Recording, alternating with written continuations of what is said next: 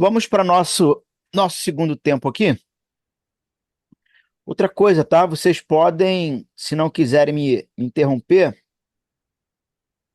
vocês podem no chat, né? Colocar lá sua dúvida, alguma coisa assim, que a gente de repente deixa para o final, tá? Então, nós vamos falar sobre alguns princípios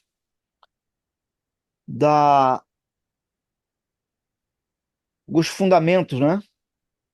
Da fé,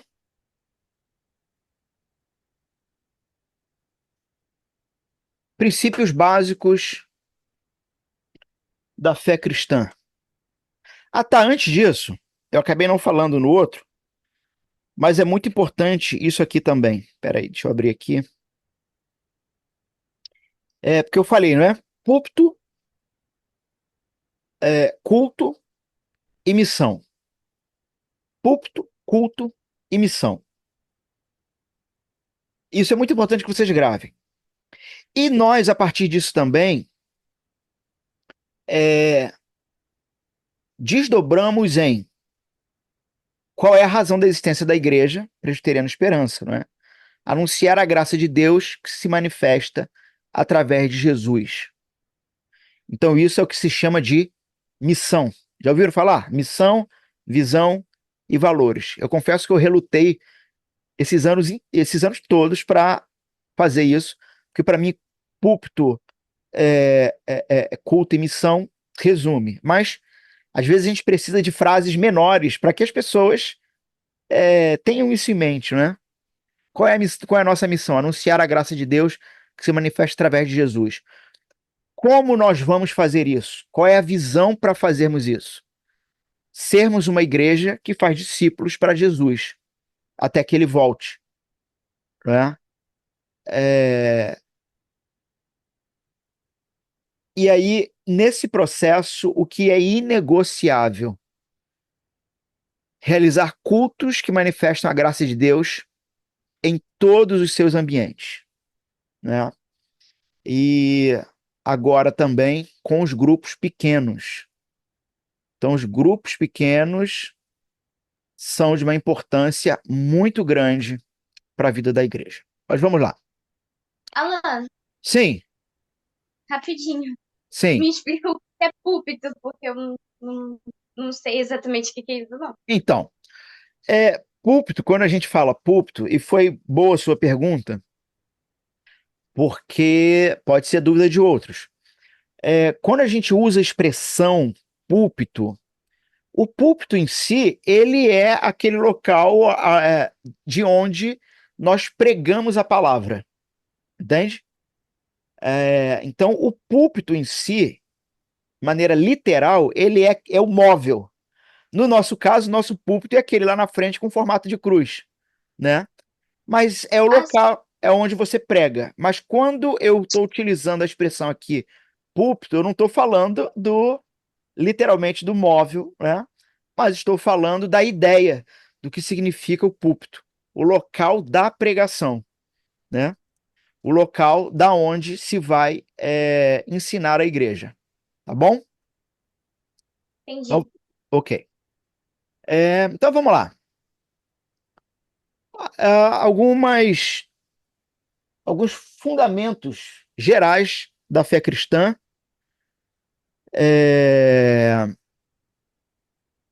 Vão jogando lá no chat também as dúvidas, as falas, e aí no final a gente pode tratar tudo isso aí. É uma boa colocação lá do Berg, e a gente no final desenvolve mais. Então, princípios básicos da fé cristã, tá? A gente precisa ver, meus irmãos, a fé cristã, a fé reformada, enfim, como uma árvore com raiz profunda, né? Essas raízes, essas ramificações da raiz, vão ser os princípios básicos que sustentam e fazem crescermos cada vez mais saudáveis e firmes. Então, a fé cristã. Peraí, fechou aqui o negócio?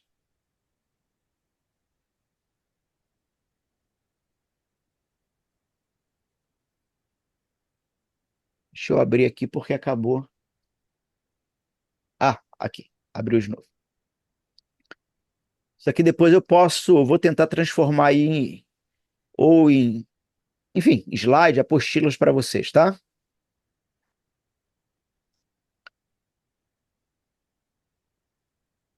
Da mesma forma, falando aqui então ainda dos princípios básicos. É, para que a fé cristã seja forte, ahn, pense um outro exemplo aqui, a construção de uma casa. Ela precisa ter alicerce forte, fundamentos fortes, fundação forte. Para que vocês se tornem cristãos fortes na palavra, vocês vão ter que conhecer esses fundamentos, né? Hoje, de forma panorâmica, ao longo do curso, os principais nós vamos trabalhar, mas existem outros ainda, né? Que vão precisar ser trabalhados ao longo da caminhada cristã. Então, esses fundamentos são como a fundação de uma casa, é o que vai sustentar toda a crença e toda a fé prática. Deixa eu dar um exemplo aqui, já correndo o risco de avançar no tempo, que sempre que eu trago o exemplo, sai do meu cronograma. Mas no último domingo, não, domingo retrasado, que nós pregamos sobre perdoados para perdoar, não é? Perdoa as nossas dívidas, como perdoamos os nossos devedores. Depois, eu chegou até mim que muitos irmãos na igreja, muitos não, muito também já é um exagero, mas alguns irmãos na igreja ficaram com alguma crise em relação ao sermão por entender que se não perdoasse o seu irmão, poderia ir para o inferno. Algumas pessoas, né, com essa preocupação, soube de um irmão também, de um, a coisa, olha como é que é o negócio. O negócio chegou agora, tem 2 semanas para mim, de um sermão que eu preguei há 1 ano e meio atrás, ou alguma coisa que eu falei há 1 ano e meio atrás, que tinha relação com no sermão dos 10 mandamentos, que eu falo para não usar o nome de Deus em vão, e na época eu falei sobre ter um certo cuidado e critérios para você usar músicas cristãs em momentos que não eram de culto, né? E eu dei um exemplo de pessoa estar fazendo churrasco e uma música que era para ser de louvor a Deus virou farinha, sabe?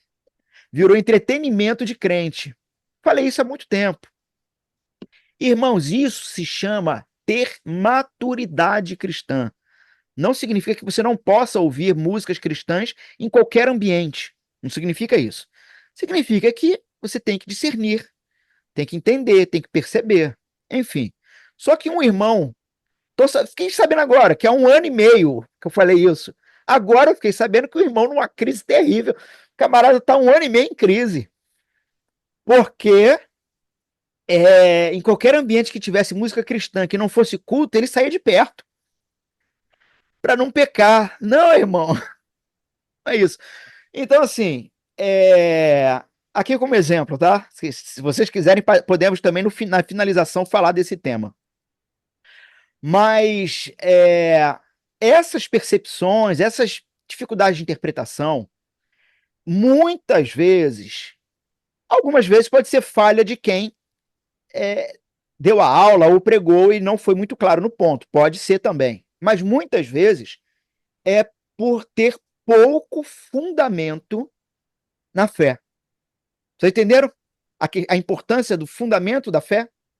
A base sólida, crenças básicas da fé.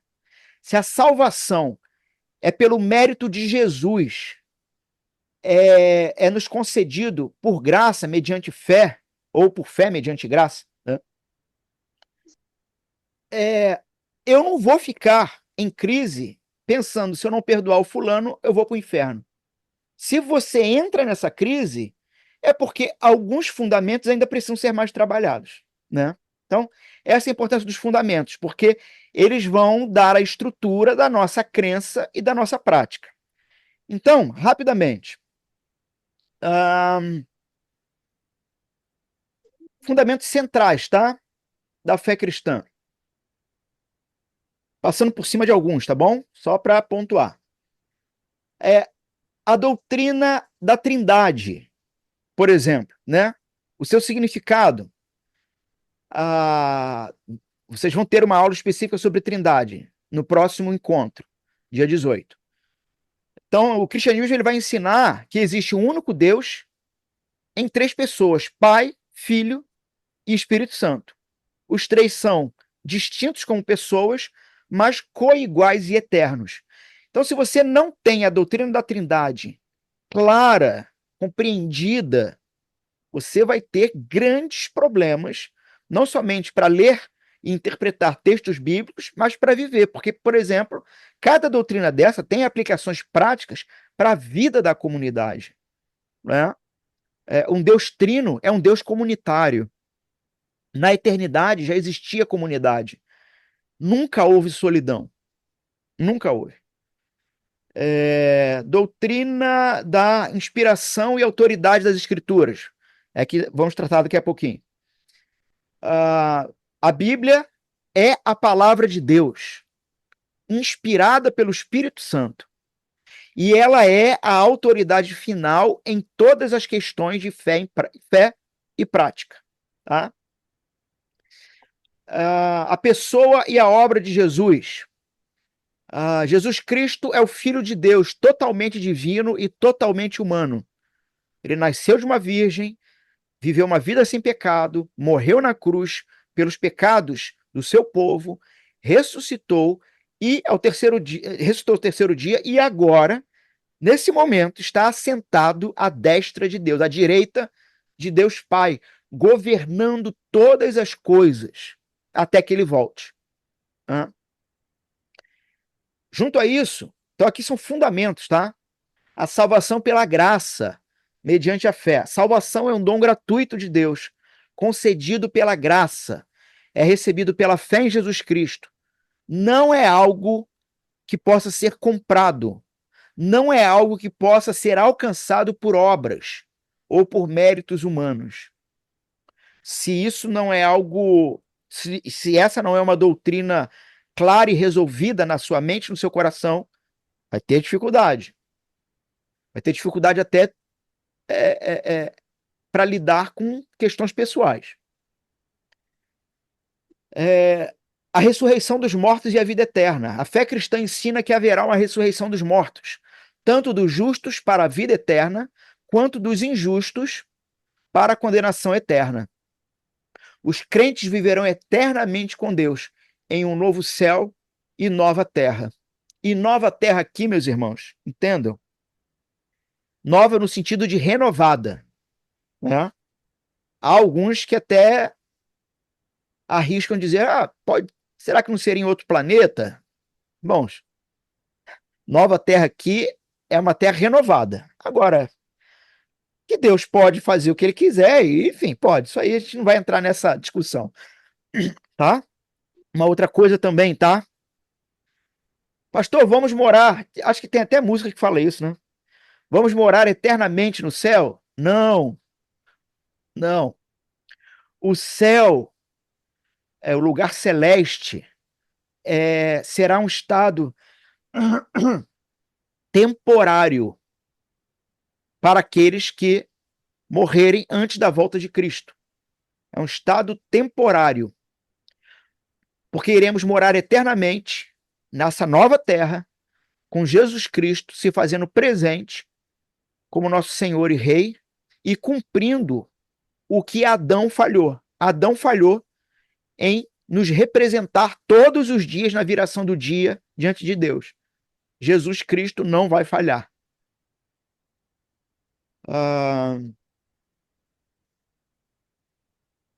Então, esses são basicamente aqui fundamentos muito importantes para vocês aprofundarem. Novamente, alguns desses fundamentos nós vamos ter a aula específica, né? Outros nós vamos precisar desenvolver.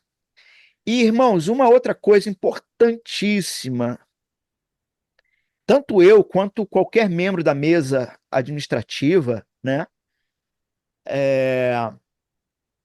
Quanto até mesmo os irmãos que estão sendo treinados para a diaconia, oficiais da igreja,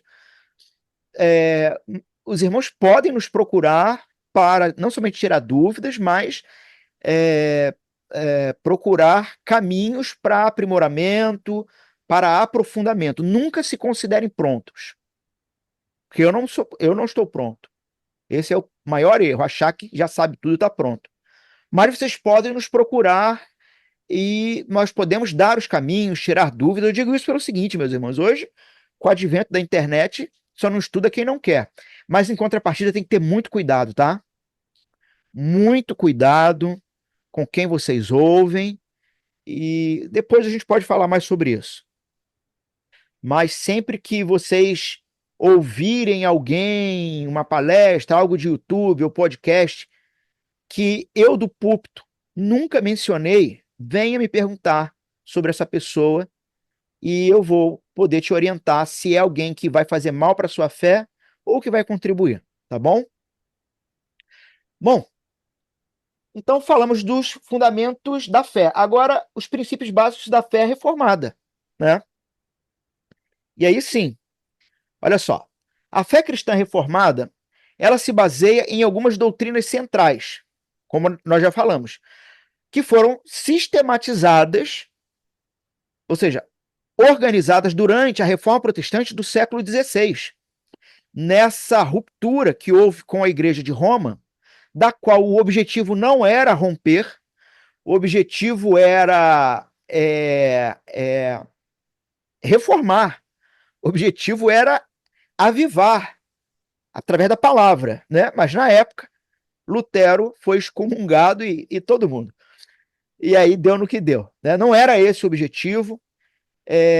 Tem um tema que assim me apetece muito o coração, até para que transforme numa futura aula para vocês, que eu acho espetacular. Tem um livro sobre isso que se chama Catolicismo Reformado, né? Espero que vocês não se assustem com esse nome, mas a ideia de que os reformados é que de fato preservaram a ideia de unidade da Igreja de Jesus com a palavra dele, né? A gente não vai entrar nesse tema diretamente, mas para que vocês saibam que existe isso, e eu acho interessantíssimo esse tema. Mas então vamos lá. Princípios básicos da fé reformada. Bom, princípios básicos da fé reformada cristã.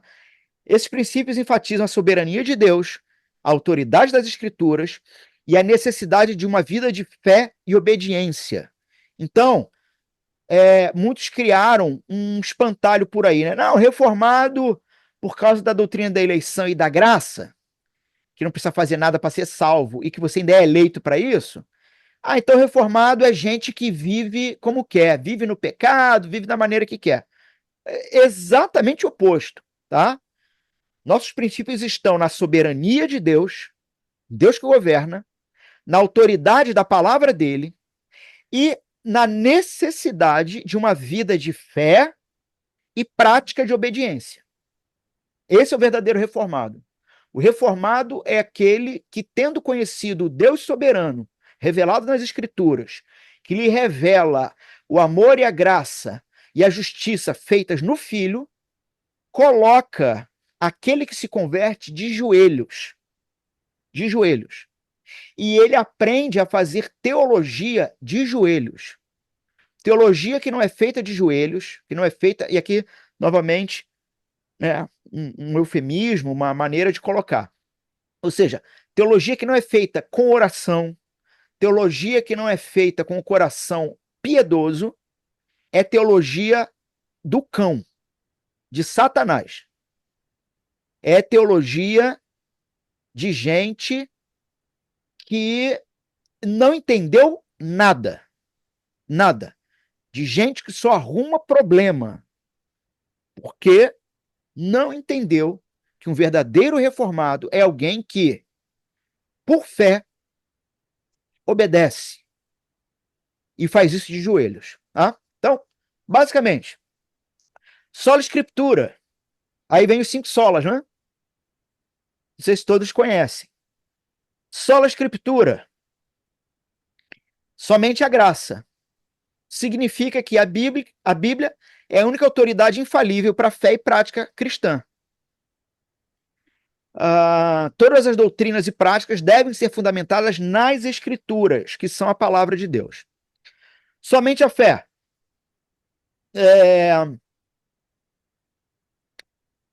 Somente a fé. Significado, a justificação pela fé somente, perdão, é a justificação pela fé somente, sem obras da lei. Os crentes são justificados pela fé em Jesus Cristo e não pelos seus próprios méritos. Sola gratia, somente a graça. A salvação é um dom gratuito de Deus, concedido pela graça, sem mérito humano. A graça de Deus, então, é o fundamento da salvação recebida pela fé. Somente Cristo é o quarto. Significado: Jesus Cristo é o único mediador entre Deus e os homens. Mais ninguém. Não tem Maria, não tem Santo Expedito, não tem Ogum, não tem o Buda e não tem nem você mesmo. Jesus Cristo, ou seja, você mesmo com as suas obras, não é? Jesus Cristo é o único mediador entre Deus e os homens. A salvação é alcançada exclusivamente através de Jesus Cristo. E o quinto sola, soli deo glória. Glória somente a Deus. Significado: toda glória é devida somente a Deus. A vida do cristão deve ser vivida para glorificar a Deus em todas as coisas. E aí nós temos outras: a soberania de Deus, pacto da graça. Vou falar disso daqui a pouquinho. Mas falando sobre os 5 solas, a Igreja Católica Romana, embora também, porque assim, gente, da mesma forma que se faz espantalho de nós, protestantes, né? Nós, protestantes, também fazemos espantalhos das outras religiões. Tá? E muito. Infelizmente. Se a gente quer. É uma coisa que eu oriento a vocês, tá? Não abram a boca para falar de religião nenhuma se você não a conhecer profundamente. Por quê, Alan? Para não passar vergonha. É por isso. Não é porque a gente não deva denunciar o erro bíblico, né? Mas é porque se você vai falar, você tem que saber o que está falando. Da mesma forma, nós fazemos muitos espantalhos em relação à Igreja Romana, Igreja Católica Romana. Tá?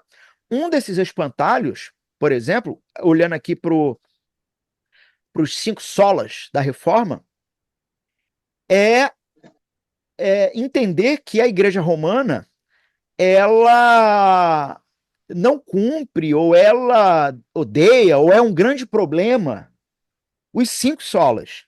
E não é. Não é. Dos 5 solas, apenas 2 é que realmente eles abominam.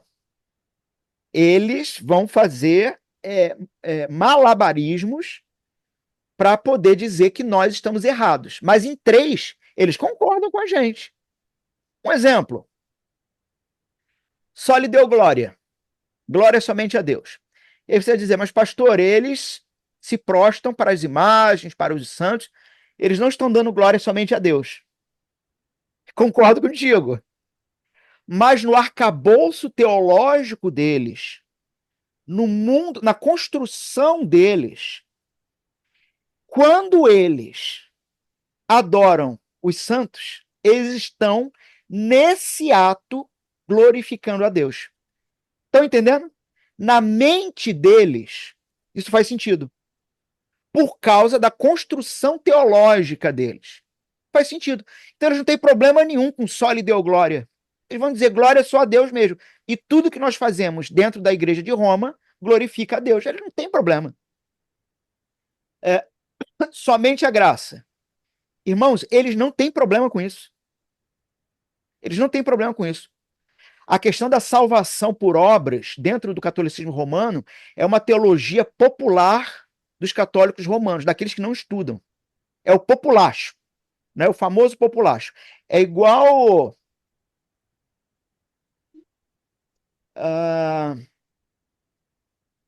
Estava com uma doutrina aqui em mente que é do populacho, mas sumiu agora. Bom, eles não têm problema em entender que a graça de Deus é quem salva. Eles vão colocar algumas coisas aí no meio do caminho, mas no fim eles vão dizer, mas é a graça que salva, tá? Um pouco parecido, tá? E aqui eu tenho que ter muito cuidado com o que eu vou dizer, porque não é a mesma coisa, mas um pouco parecido com o arminianismo. Pouco, mas ainda assim é diferente, tá bom? Não, daqui a pouco vão dizer que eu estou dizendo que o arminiano é teologia romana, e não é isso, não tem nada a ver. Mas você tem alguma nuance parecida aí. Somente a fé. Ah, não, perdão. Somente a graça. Somente Cristo. Somente Cristo. Embora eles vão ter Maria, alguns tentam. Ah, sim, tá. Uma doutrina popular, né? Maria é corredentora. Maria é corredentora. Você não tem nenhum documento papal. Você não tem nenhum documento da tradição romana que afirme um negócio desse. Inclusive, há uma bula papal corrigindo isso e é, é, mandando parar com isso. Óbvio, não é assim que está escrito, né, mas essa é a ideia. Na Igreja Católica Romana, oficialmente, Maria nunca foi corredentora, mas é uma doutrina popular dentro do romanismo. Hein? Ou seja, nem eles, em sua maioria, conhecem suas doutrinas, mas a gente também, nós crente, evangélico, também, eu não sei quem é pior nessa história, né? Quem conhece menos. Muitos também não conhecem. Agora, eles vão ter problema com, de verdade, somente a fé. Entendem? Eles não têm problema com somente a graça. Mas eles vão ter problema com somente a fé. E eles vão ter problema com sola escritura. Somente a escritura. Aí encontramos o ponto de tensão. Né? E eu vou te falar que em muitos meios neopentecostais ou pentecostais extremistas, extremados, isso aqui também é um problema. Isso aqui também vai ser um problema. Quando você vai ter irmãos, respeitosamente vou usar esse termo, que é o termo que eles usam, né? Girando no manto, né? E com revelações, profetadas e certas loucuras não bíblicas, óbvio. E eles vão ter problema com isso aqui. Na verdade, eles vão ter até problema com os 5 solas. Eles vão ter problema, mas muito especificamente com somente a fé e somente as escrituras. Então, irmãos, falando aqui, vamos falar um pouco sobre somente as escrituras. Se der tempo aqui, eu quero apresentar ainda um panorama da doutrina da aliança e dos meios de graça. Se der tempo, de novo, panorâmico. Esse primeiro encontro aqui, aliás, né, quase que todos os encontros serão isso, embora os outros serão temas específicos, mas eles têm muito mais uma situação de abrir a porta para vocês entenderem a doutrina e que existe, mas, né, a gente vai precisar, na vida, durante a vida, continuar estudando. Mas falando então sobre somente a escritura, é...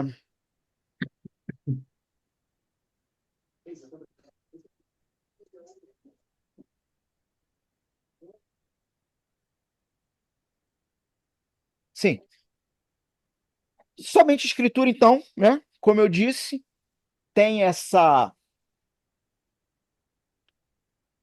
característica, né? A Bíblia, ela é inspirada por Deus e suficiente para a nossa fé, para o que nós precisamos. E aí, eu quero ver com vocês rapidamente como que essa ênfase no somente a Escritura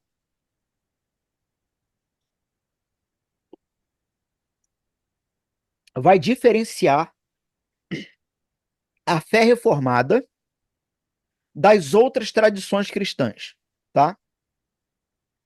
Bom, sola Escritura, um dos 5 solas, que significa somente a Escritura, é um princípio que afirma que a Bíblia é a única autoridade infalível para a fé cristã. Vamos dar uma explorada aqui sobre as diferenças, então, em relação a outras tradições cristãs. Em relação à autoridade das Escrituras, a fé reformada vai dizer o seguinte: a Bíblia é a autoridade final e infalível. Todas as doutrinas, práticas e tradições devem estar alinhadas com as Escrituras. Então, eu vou falar daqui a pouquinho, vou pincelar isso aqui, da ideia de que somente a Escritura, meus irmãos, o sola Escritura, não significa que nós abandonamos práticas ou tradições da igreja. O que é um erro muito grande da maioria, se não da maioria dos evangélicos. Vou falar Brasil, não sei para fora. Então vou falar Brasil, vou falar Rio de Janeiro, tá? Uma ideia de que o sola Escritura nos leva a abandonar todas as outras tradições de fé cristã. E não é isso que a doutrina afirma, tá? Então, todas as doutrinas, práticas e tradições devem estar alinhadas com as Escrituras. 2 Timóteo 3, 16, 17. Toda a Escritura é inspirada por Deus e útil para o ensino, para a repreensão, para a correção e para a instrução na justiça, para que o homem de Deus seja apto e plenamente preparado para toda boa obra, tá? Como que as outras tradições lidam com essa questão da autoridade das Escrituras? O catolicismo romano. Além da Bíblia, a Igreja Católica, ela considera a tradição da Igreja, a tradição sagrada, né? E o magistério, que é o ensino autoritativo da Igreja, como fonte de autoridade. Então, dentro do romanismo, Bíblia, as tradições da Igreja e o magistério, né, o ensino autoritativo do Papa, estão tudo na mesma linha. Estão todos alinhados. Tá? No pentecostalismo,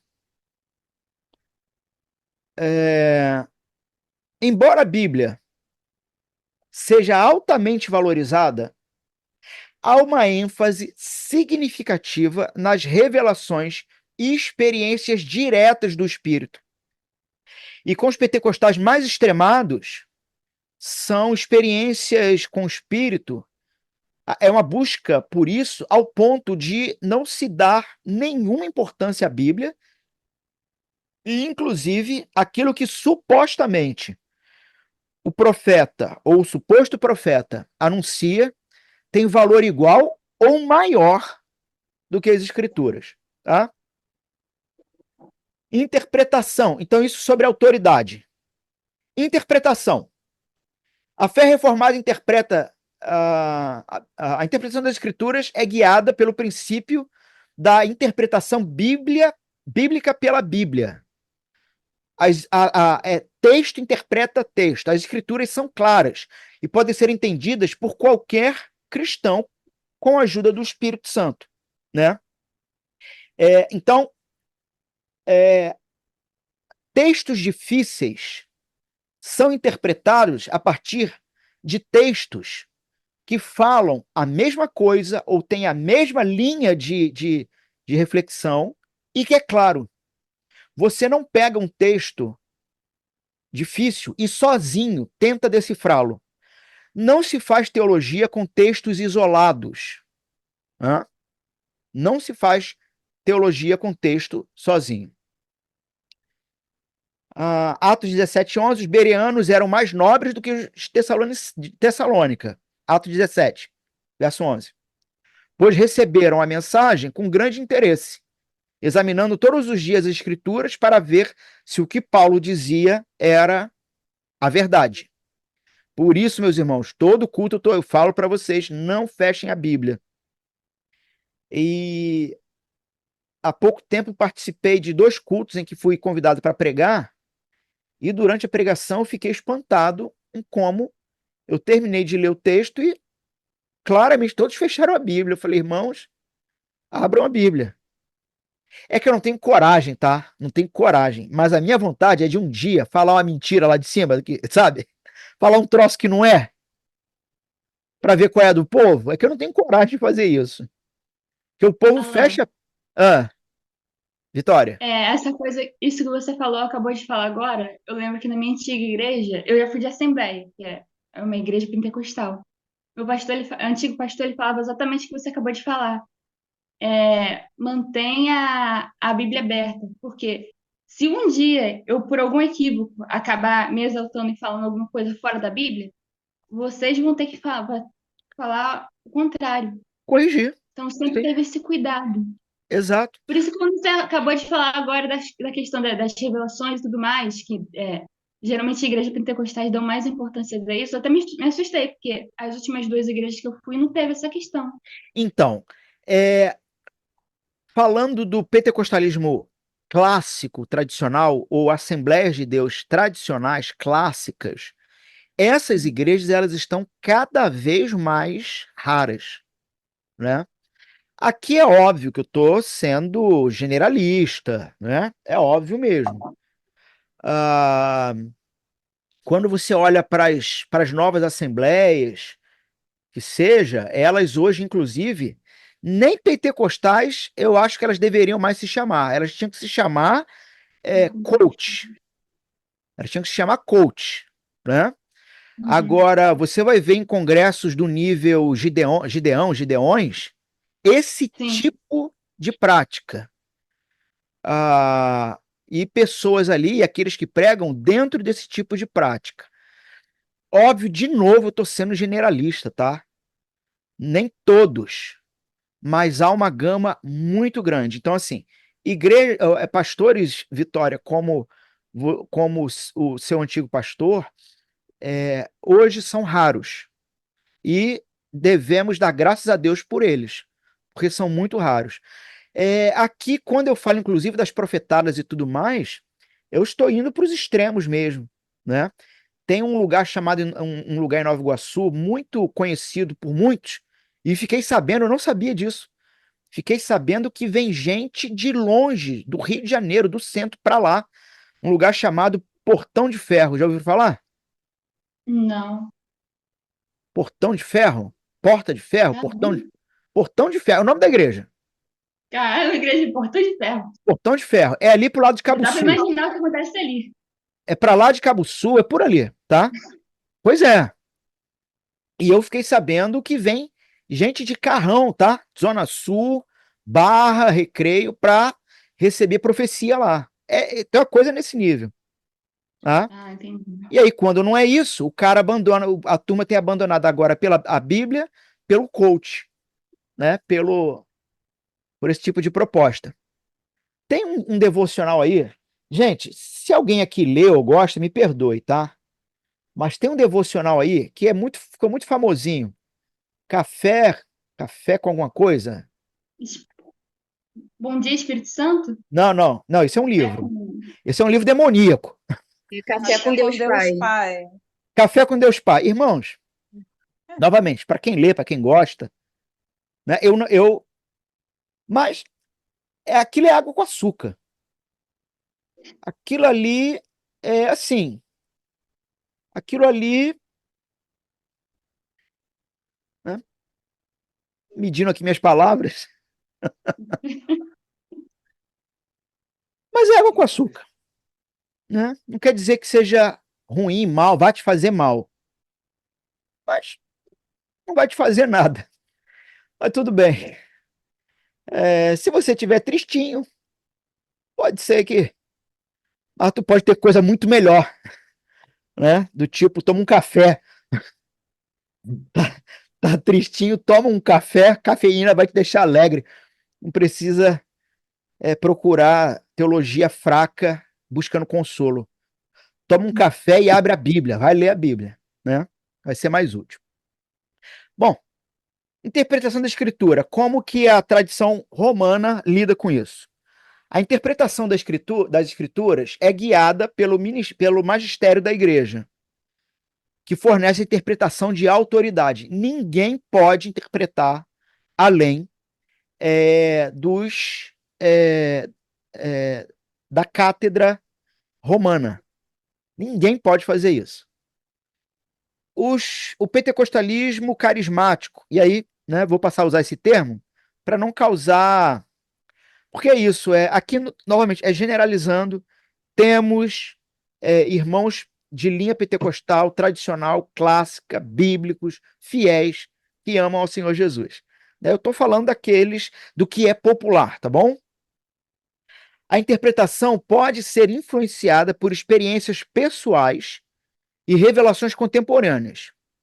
Por exemplo, o sujeito fala uma coisa, você abre a Bíblia e diz, não, mas não é isso aqui que o texto está dizendo, não.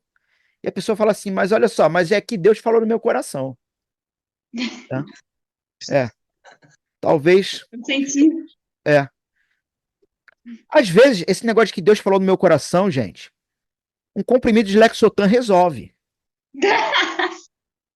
Às vezes resolve. Quer voz na cabeça? Voz...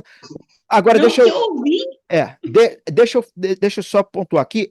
Não que eu não creia, tá? Que Deus, pela palavra, pode lhe falar o coração. Não é isso que eu estou dizendo. Eu estou dizendo de pessoas que supostamente ouvem vozes ou tem uma intuição no coração que não tem nada a ver com a Bíblia e começa a dizer que é Deus falando. É isso que eu estou falando. E a piada porque aqui... isso seria uma contradição, né? Tipo, a Bíblia tá falando uma coisa e aí Deus falou de outra maneira para você. Exatamente. Faz sentido, não faz sentido. Exatamente. Então, eu estou falando disso, tá? A piada aí do remédio foi nesse sentido. Quer dizer, são pessoas que ou ouvem voz mesmo, tem que ir no psiquiatra, ou tem apenas intuições no coração e cisma que é Deus que está falando e não é. Tá emocionado. Está emocionado. Como fundamento doutrinário, todas as doutrinas, a partir de sola escritura, devem ser derivadas e fundamentadas nas escrituras, tá? A confissão de fé de Westminster e, por exemplo, os catecismos, também de Heidelberg e de Westminster, são exemplos de documentos que vão sistematizar a doutrina reformada, que vão organizar a doutrina reformada, mas com base aonde? Na Escritura. Então, os credos e confissões, eles organizam, sistematizam, mas a palavra final é da Escritura. O catolicismo romano, além das escrituras, a tradição e os ensinamentos do magistério são fundamentais para a formação doutrinária.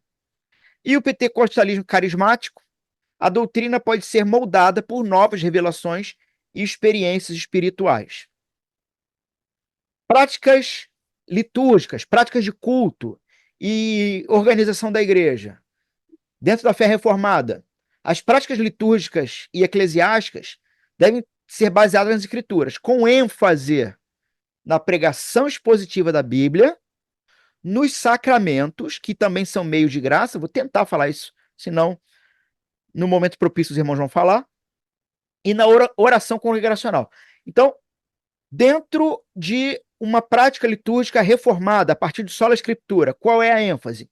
Pregação expositiva da palavra, a correta administração dos sacramentos, batismo e ceia. E assim, não vai ter tempo de eu falar agora, os irmãos vão falar depois. Na teologia reformada, nós chamamos de sacramentos.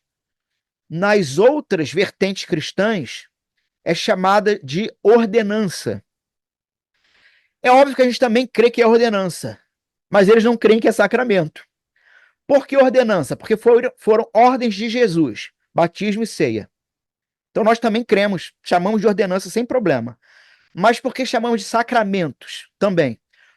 Por, biblicamente, observarmos uma sacramentalidade, é uma prática santa. Ou seja, não é só um ato, mas é um ato santo e que desdobra como meio de graça, como meio de santificação. Então, por exemplo, o batismo, ele também, assim como a ceia, é um meio de graça, um meio de santificação. A gente vai falar disso em outro momento. No catolicismo, as práticas litúrgicas incluem uma variedade de sacramentos, rituais e tradições que podem não ter, e muitos, na verdade, todos, não têm base explícita bíblica, né? Um ou outro tem uma base bíblica, mas os desdobramentos teológicos do sacramento contêm falhas. O pentecostalismo carismático, as práticas litúrgicas podem ser mais flexíveis e incluem manifestações carismáticas como línguas, profecias e curas. Tá? Bom, por último, tempo correu. A grande pergunta, ou a grande questão: Deus se revela. Deus é uma pessoa. Deus não é uma energia. Aham. Uma energia é o que acende a luz e mantém a gente aqui online se falando. Mas uma energia não tem sentimento, uma energia não tem decisão própria, uma energia não tem vontade, né? Decisão própria, não tem pessoalidade. Uma pessoa tem. Deus é uma pessoa. E como uma pessoa, ele se revela. E ele se revela pelas Escrituras. Pelas Escrituras. Mas existe uma outra revelação. Nós chamamos isso de revelação geral e revelação especial. Vamos abrir um texto bíblico rapidinho? Abram aí, Salmo 19. Eu vou ler aqui para vocês.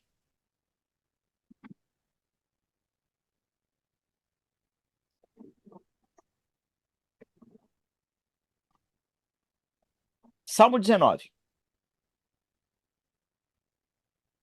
Então, assim, enquanto vocês abrem, na teologia, nós chamamos a revelação, dividimos em duas etapas. Revelação geral e revelação especial. Tá? O que é a revelação geral? É a revelação de Deus em toda a sua criação. O que é a revelação especial? É a revelação de Deus especificamente para um fim. Qual fim? Um relacionamento pessoal com ele. Então ele vai dar uma revelação especial para um relacionamento pessoal com ele, e não genérico e panorâmico. Logo, o que está implícito nisso? Que a revelação geral, ela também te leva a um relacionamento com Deus, mas uma revelação genérica e panorâmica. Então vamos aqui? Eu vou ler aqui, eu estou na versão Almeida, século 21, tá? Diz o seguinte, Salmo 19. Os céus proclamam a glória de Deus, e o firmamento anuncia as obras de suas mãos. Um dia declara isso a outro dia, e uma noite revela conhecimento a outra noite. E aí olha que interessante que o salmista coloca. Alguém poderia perguntar ao salmista, mas como que eles fazem isso? Ele diz, sem discurso, nem palavras. Não se ouve a sua voz, mas sua voz se faz ouvir por toda a terra. As suas palavras até os confins do mundo. Ali pôs uma tenda para o sol, ou seja, toda a criação. Toda a criação proclama a glória de Deus. Toda a criação revela o Criador. Verso 5. Como um noivo que sai do seu aposento e como o herói se alegra a percorrer o seu caminho, sai de uma extremidade dos céus e percorre até a outra extremidade. O sol, né? Tô falando do sol. Eu não dei a liga, né? Então, de novo. Ali pôs uma tenda para o sol, que, como um noivo, sai do seu aposento. Ou seja, quando ele se põe. E como o herói se alegra, ele brilha a percorrer o seu caminho. Sai de uma extremidade dos céus e percorre até a outra extremidade. Nada se esconde do seu calor. Então, por enquanto, até aqui. Do verso 1 ao 6, nós temos o salmista. Eu puxei aqui um texto bíblico, né? Poderia, se fosse aprofundar, abrir vários textos. Mas aqui, o salmista, ele está nos mostrando a revelação geral. O fato de que toda a criação revela o seu Criador. Todo artista apresenta na sua arte os traços dele mesmo, né? Uma coisa, eu não entendo nada de pintura, de arte, mas uma coisa é você pega um quadro, uma tela de Pablo Picasso, outra uma tela de Rafael, outra uma tela de Da Vinci. A gente pode até não eu não entendo, mas eu vou bater o olho e claramente são criadores diferentes, são artistas diferentes. E para quem entende, ele sabe identificar. Então, mesmo que um artista não coloque a sua assinatura por escrito na sua tela, na sua escultura, os seus traços estão ali. Aquilo ali revela não somente que alguém criou, mas quais são características desse criador, né? Rapidamente aqui, uns 2 ou 3 aí. Quando a gente olha para a criação, que características nós podemos conhecer de Deus? Rapidamente.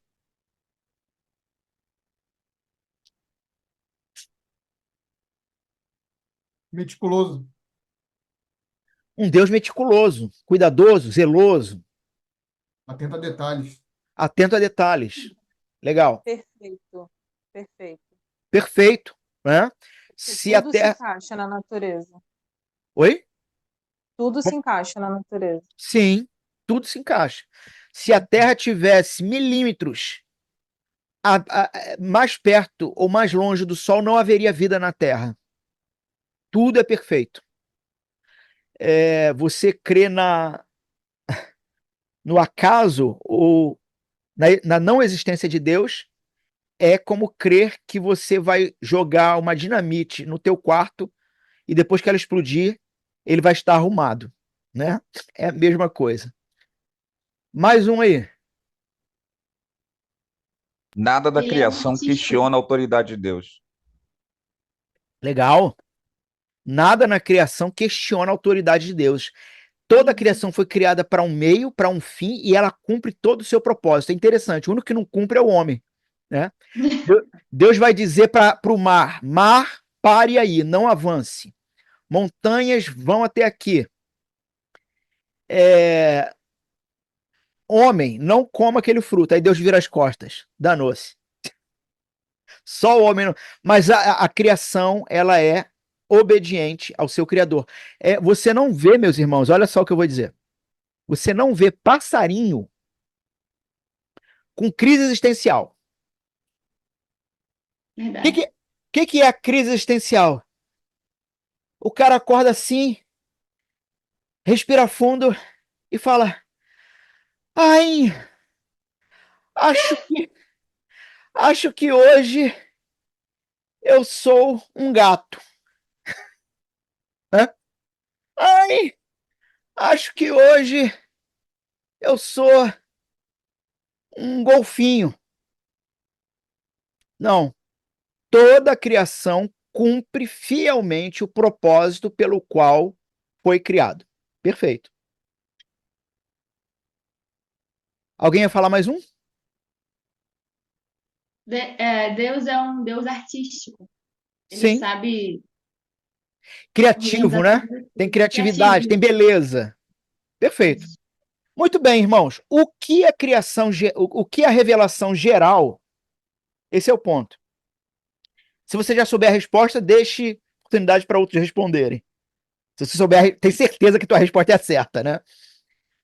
Mas o que a criação geral não revela? A gente deu algumas coisas que ela revela e tem muito mais. Mas o que ela não revela?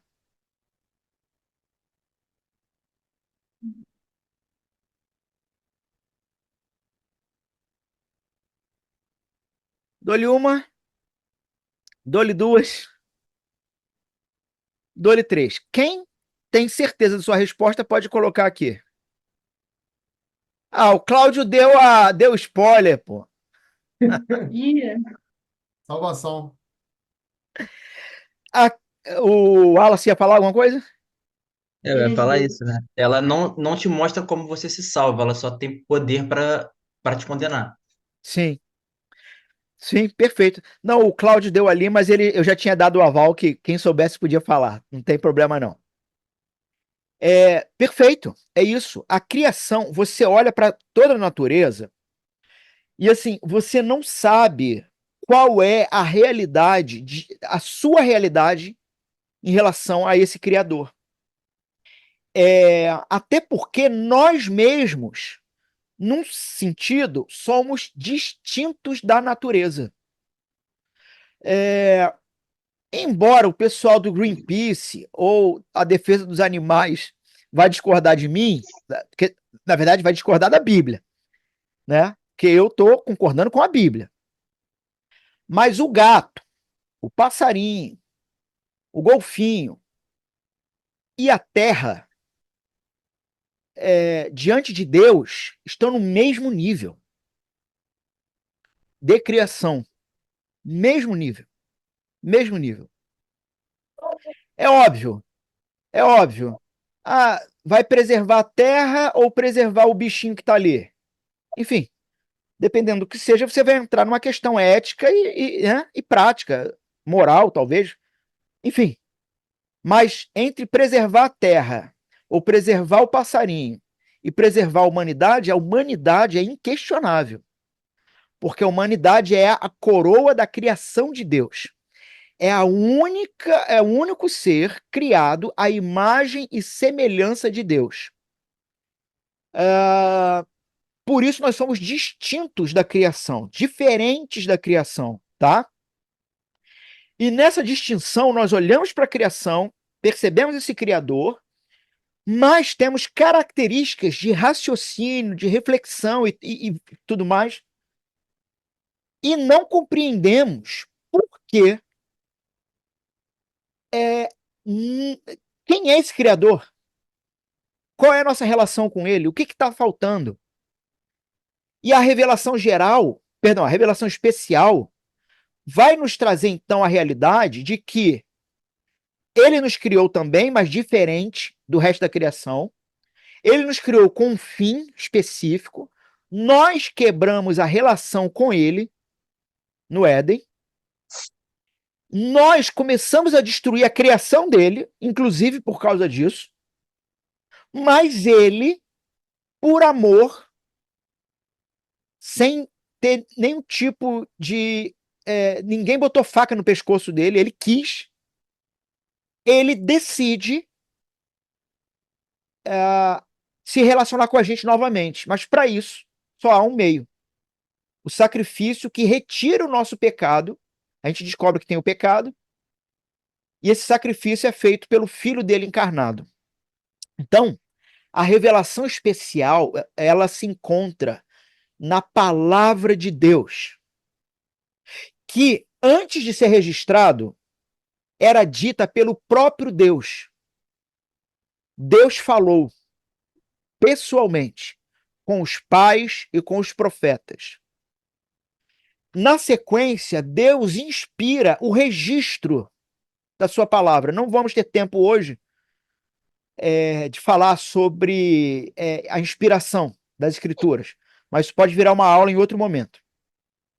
Mas Deus inspira, na verdade, bom, né? Rafael teve comigo lá na conferência que falou sobre isso, né? E o termo, ele não é bem exatamente isso, mas para que vocês compreendam, a gente não tem muito tempo, mas as Escrituras vêm do próprio Senhor, tá? Onde aqueles que registram na dependência completa do Espírito Santo, revelando a vontade de Deus. E aí nós temos o conhecimento que nos salva, que revela a ira de Deus. A criação não fala isso para a gente. A criação não fala que Deus, mesmo irado, propõe reconciliação. A criação não fala. E aí, a partir do verso 7 aqui do Salmo, o salmista vai falar agora da revelação especial, que é pela Escritura. A lei do Senhor é perfeita e restaura a alma. O testemunho do Senhor é fiel e dá sabedoria aos simples. Os preceitos do Senhor são retos e alegram o coração. Me perdi aqui. Verso. Caramba, me perdi. Oito. Oito. 8. Sim. O mandamento do Senhor é puro e ilumina os olhos. O temor do Senhor é limpo e permanece para sempre. Os juízos do Senhor são verdadeiros e inteiramente justos. São mais desejáveis que o ouro. Irmãos, que coisa linda isso aqui. Isso aqui é lindo. São mais desejáveis que o ouro. Gente, é disso que eu falo, sobre nós cristãos ficarmos encantados com a palavra. É encantador isso aqui. Um não cristão não tem esse doce pela palavra. São mais desejáveis que o ouro. Sim, mais do que muito ouro puro. Mais doce do que o mel que goteja dos favos. Olha a relação do salmista com a Escritura, gente. Olha como é que o salmista coloca sentimento. Como que ele coloca a alma, como que ele coloca a vida, como que ele coloca o intelecto na descrição da palavra de Deus. Mais doces do que o mel que goteja dos favos. Que poeta faria um negócio desse? Também o teu servo é divertido por meio deles, e há grande recompensa em segui-los. Quem pode discernir os próprios erros?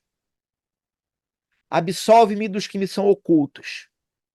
Guarda também o teu servo da arrogância, para que não me domine. Então, serei íntegro e ficarei limpo de grande transgressão. As palavras da minha boca e a meditação do meu coração sejam agradáveis na tua presença, Senhor, minha rocha e meu redentor. Que salmo maravilhoso isso aqui, né?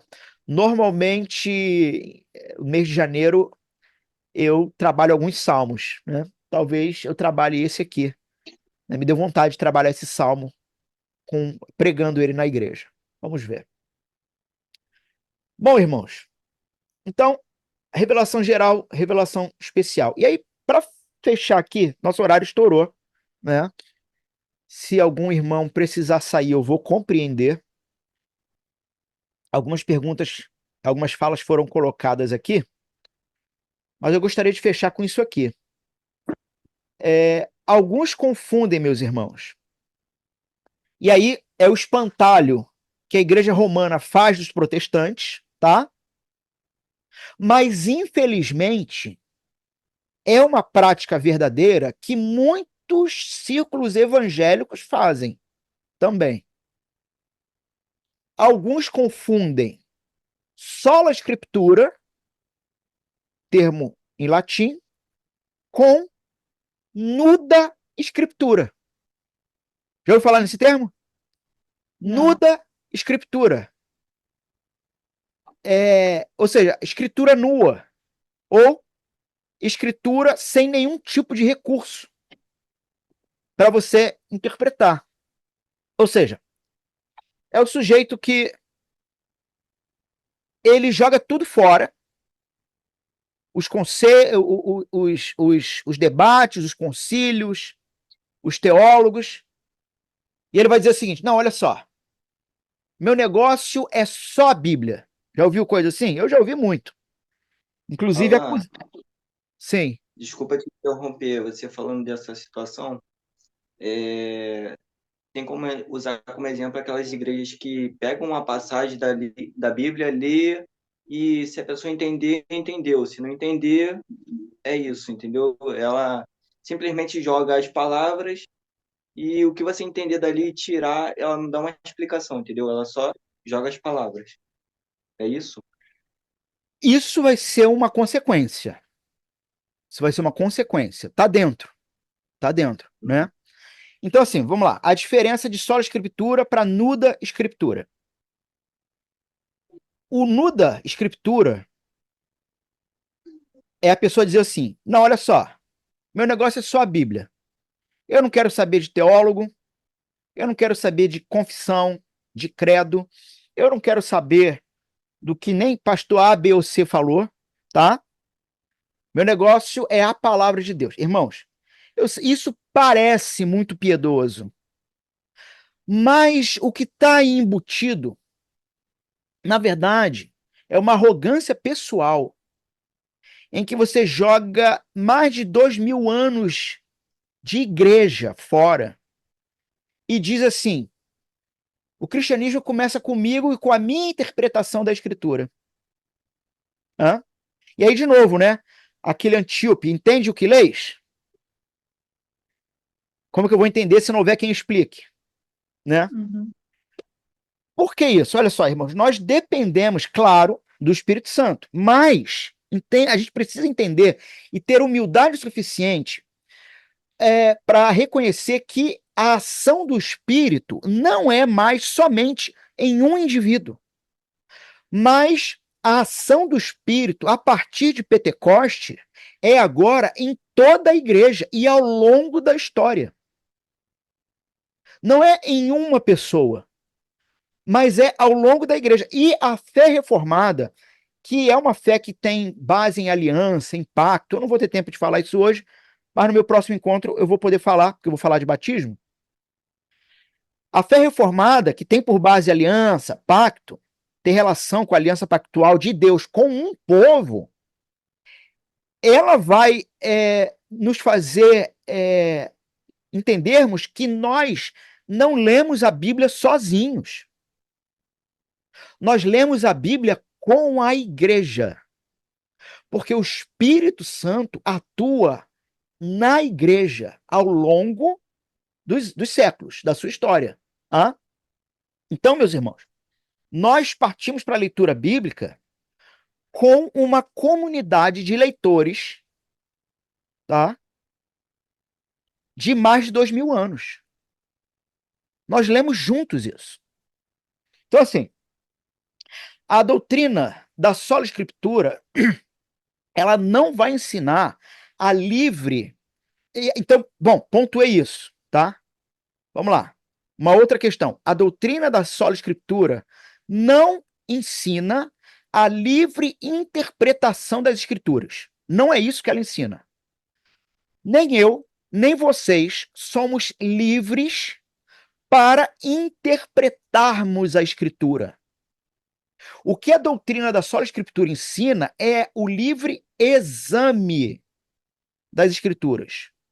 Todos nós somos livres para examinar, e se não estiver de acordo com as escrituras, deve ser rejeitado. Entenderam a diferença? Coisa que, por exemplo, não tinha no período medieval. Não tinha essa liberdade de livre exame. Eu digo isso porque os romanistas vão dizer que a doutrina do sola escritura, que eles detestam, é o motivo de tanta loucura no meio cristão. E não é. A gente teria que partir para ser uma outra aula, né? outras questões. Porque o sola escritura não nos dá liberdade de interpretação, nos dá liberdade de exame, tá? A doutrina ela não ensina que cada pessoa é livre para interpretar da forma que ela entender que deva ser. Tá? Nós somos livres para examinar e não definir aquilo que você pensa que é na palavra de Deus. Nós tivemos há pouco tempo algumas questões com alguns irmãos em relação a doutrinas cristãs, ou a uma ou duas doutrinas cristãs. E a minha colocação foi o seguinte: meu irmão, em que lugar na história da igreja cristã e nos seus documentos de fé isso foi não somente discutido foi, mas foi definido, sacramentado? Quem disse isso? E não tem. Não tem. Né? E aí, eis o perigo de você pegar um texto isolado e fazer teologia com ele sem olhar toda a escritura. Né? E fica aqui essa dica para vocês. Se em 2000 anos, 2000 anos é óbvio, eu estou arredondando, mas se em 2000 anos da história da igreja ninguém nunca afirmou tal coisa que você está sozinho interpretando na escritura, a probabilidade de que é você que está errado é 99,99%. Quem está errado é você. Sim, mas desconfie de pessoas que falam o que a igreja de Jesus nunca falou.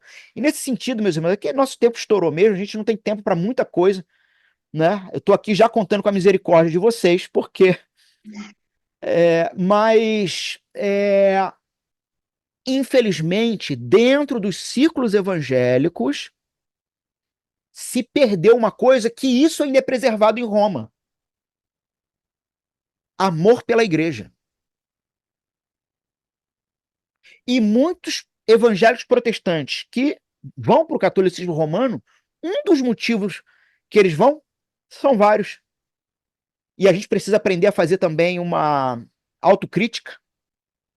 Mas um dos motivos pelos quais eles vão é que eles observam lá um zelo e um carinho pela igreja que os evangélicos esvaziaram isso. Tornaram a igreja local de consumo pessoal, onde a igreja em si só serve enquanto lhe for benéfico. Sabe? Tem uma frase de João Calvino citando, isso está nas Institutas. Eu não vou saber citar exatamente a frase, mas a ideia basicamente, tá? Depois eu mando aí para vocês a referência.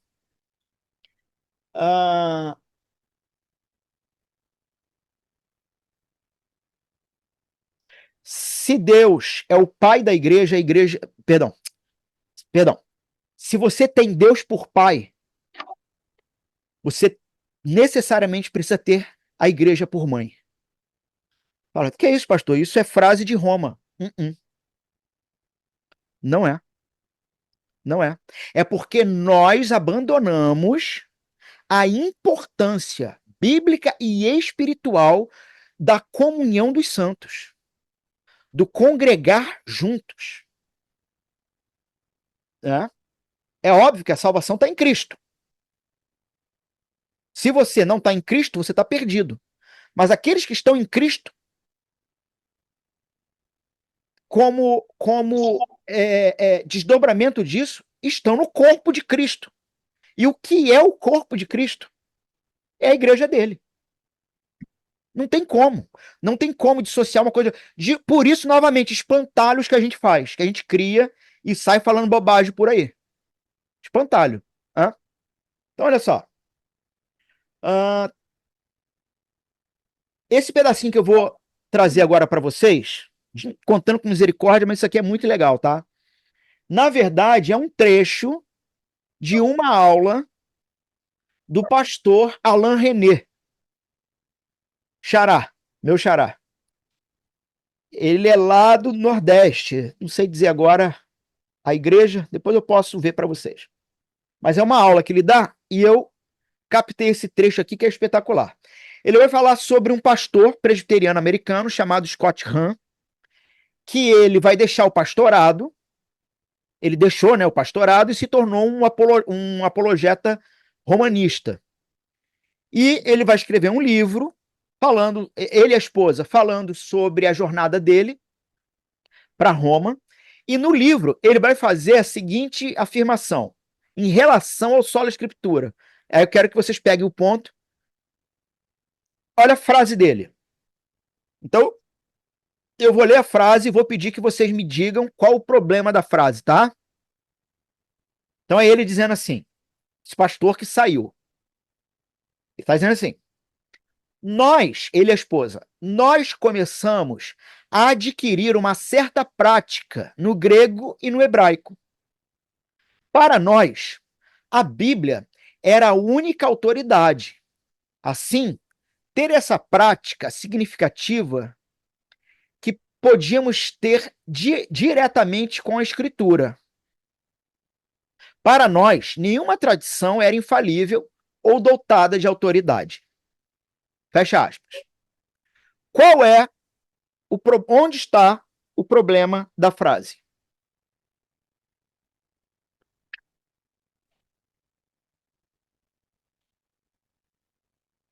Quem arrisca?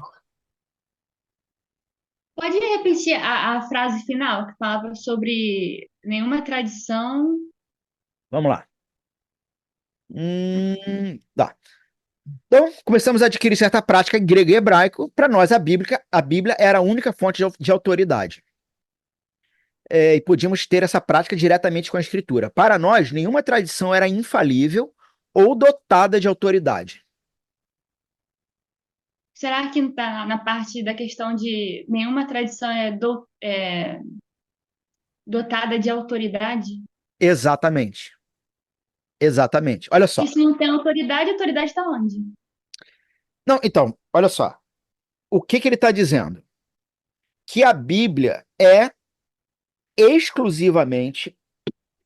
Ele está dizendo o seguinte: que para nós, evangélicos, que ele está falando assim, quando eu era evangélico, tá? Eu pensava isso.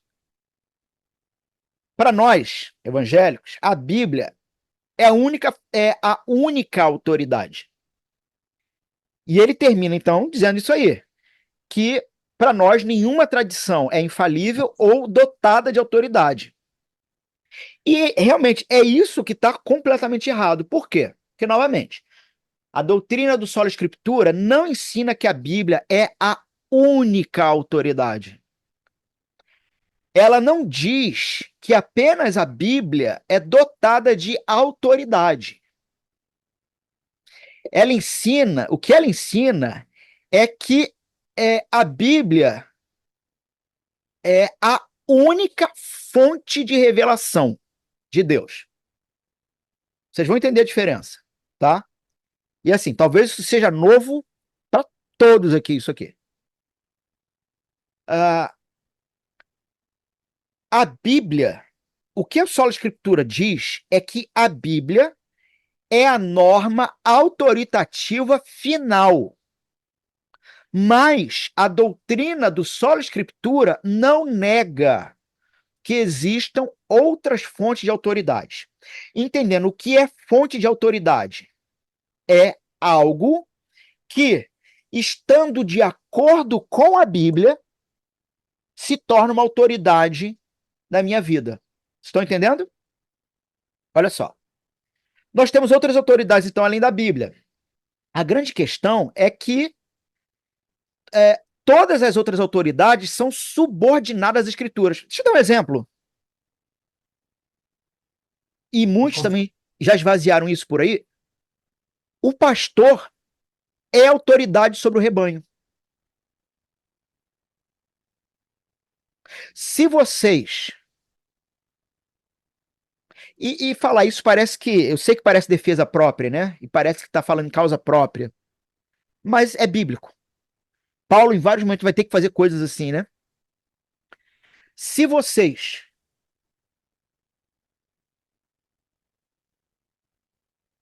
mesmo reconhecendo que o que eu falo é bíblico, resolvem não obedecer porque fui eu que falei, dando um exemplo qualquer, tá? Vocês não estão reconhecendo a autoridade que Deus pôs sobre mim na vida de vocês. Mas no dia em que eu não for mais bíblico, a minha autoridade acabou. Entenderam? Não sou eu que tenho autoridade, mas eu exerço autoridade por causa da palavra. Então, a Bíblia, e somente a Bíblia, é autoridade definitiva e inspirada por Deus, e inerrante, tá?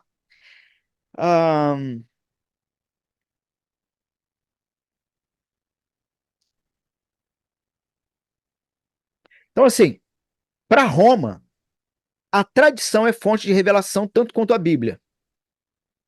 E é óbvio, a tradição tem o seu valor, a tradição é importante, nós temos que valorizar a tradição, mas a tradição é subordinada às escrituras. E aí o Alain René ele vai apresentar dois termos em latim muito interessantes. A nossa teologia protestante, na nossa teologia protestante, essa subordinação vai ser expressa em duas expressões em latim. Norma normans e norma normata. Alguém já ouviu falar disso? Não. Não. Não? Norma normans e norma normata. Essas duas expressões vão estabelecer, então, uma gradação, uma hierarquia entre as várias autoridades recebidas pela Igreja de Cristo. Vamos lá. O que significa norma normans? Significa a norma que normatiza, a norma que regula. O que significa a norma normata? É a norma regulada, que é regulada. Então, como é que a gente aplica isso? Vamos lá. Apenas a Bíblia é norma normans. Apenas a Bíblia é a fé que regula todas as outras. Não existe outra norma normans na nossa vida. Não existe nenhuma outra norma que regulariza ou que normatiza a nossa vida. Ela é única. Mas ela mesma não é normatizada por ninguém. Não existe autoridade acima das escrituras. Não tem Alexandre de Moraes, não tem STF, não tem ninguém. Não tem ninguém. Nós cristãos somos chamados por Deus a honrarmos e obedecermos às autoridades, porque todas elas foram constituídas por Deus. Queira você ou não, o Lula foi constituído por Deus para estar ali. Tendo crente de esquerda ou não. Queira você ou não. Alexandre de Moraes e os outros foram postos por Deus ali. Não gostou, não aceita, fecha a boca e tapa o nariz até ficar sem ar. Porque é isso. A Bíblia nos convoca a honrá-los e obedecê-los. Mas onde o cristão aplica a desobediência civil? Quando essas mesmas autoridades nos impõem regulamentações, leis, que nos levem a pecar, ou que nos levem a agir contra a Bíblia. E se for preciso morrer pela desobediência, vamos morrer. Mas importa obedecer a Deus e não ao Estado. Por quê? Porque nada além da Bíblia, é norma normans na nossa vida. Todo o resto é norma normata. Então, os credos e as antigas confissões de fé, e é por isso que vocês vão ver nas igrejas reformadas a gente trabalhando com credo, com confissão de fé, com catecismo. Mas não somente isso, credo, confissão de fé, catecismo, os escritos dos teólogos da história da igreja, como pais da igreja, reformadores, puritanos, e até mesmo os teólogos evangélicos, protestantes atuais. Todos esses escritos são normas são normas normatas, não são normãs. Então, são normas que são normatizadas, regulamentadas pela Escritura. Então, por exemplo, a Igreja de Roma e alguns pentecostais extremistas vão subverter esse princípio. Eles vão dizer que a tradição é que é norma normans. Ou vão dizer que a experiência espiritual deles é norma normans. E não é. É normata, está abaixo. Tem que ser passado no crivo da Escritura.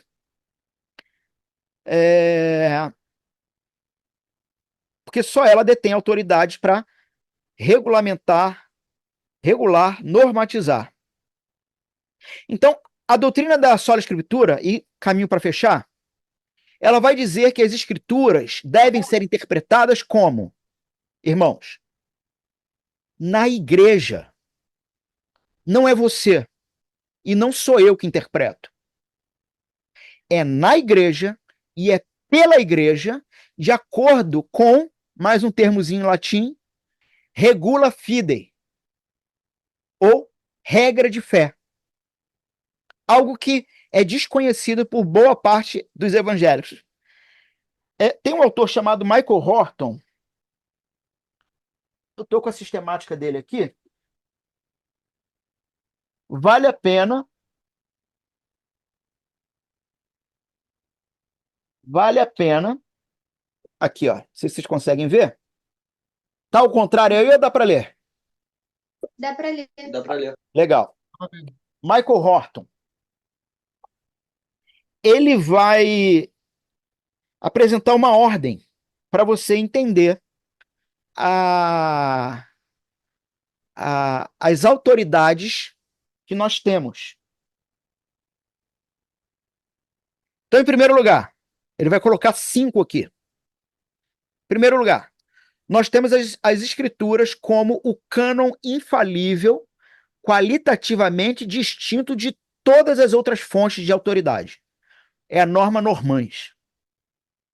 O que vem agora abaixo é tudo norma normata. Nós temos o serviço ministerial dos credos e confissões. Vocês estão entendendo? Você não interpreta a Bíblia sozinho. Você interpreta com a igreja. Você interpreta com a igreja de Jesus, porque o Espírito Santo está atuando desde Pentecoste. Número 3. Nós temos a proclamação atual da palavra de Deus na igreja e no mundo. 4. As interpretações de longa data da tradição cristã. 5. Nós temos as nuances particulares de teólogos individuais. Então, por exemplo, vamos supor, a Confissão de Fé de Westminster diz tal coisa sobre a Trindade. Um exemplo. Tu fala isso para uma pessoa. Uma pessoa que não faz diferenciação de norma normã para norma normata vai dizer o seguinte: a escritura, a confissão de fé fala isso? Você diz, fala. Aí o cara fala assim: ah, não, mas o pastor Madruguinha escreveu isso aqui. Ele diz outra coisa. E tende a botar a autoridade da confissão abaixo da autoridade do pastor Madruguinha. E não tá. Entenderam? Por quê? Não temos, o sola escritura, de novo, não nos dá liberdade, livre interpretação das escrituras. Nos dá livre exame, mas não nega que o próprio Deus, através da sua igreja, do corpo de Cristo, nos dá outras fontes de autoridade. Só que tudo debaixo do crivo, tá? Bom, meus irmãos, vou parar por aqui. Talvez esse tenha sido a grande novidade, ou a mais diferente de todas, né? Dentro da aula.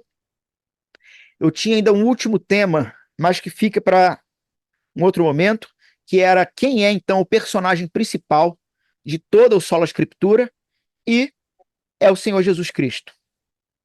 Tá bom? É o Senhor Jesus Cristo. Ele é o personagem principal de toda a Escritura. Não é você, não é eu, não sou eu. Jesus é o personagem importante e principal. Irmãos, finalizo aqui. Vocês ainda têm um tempo para a gente ler alguma coisa do comentário? Ou vocês antes querem comentar alguma coisa, fazer uma pergunta?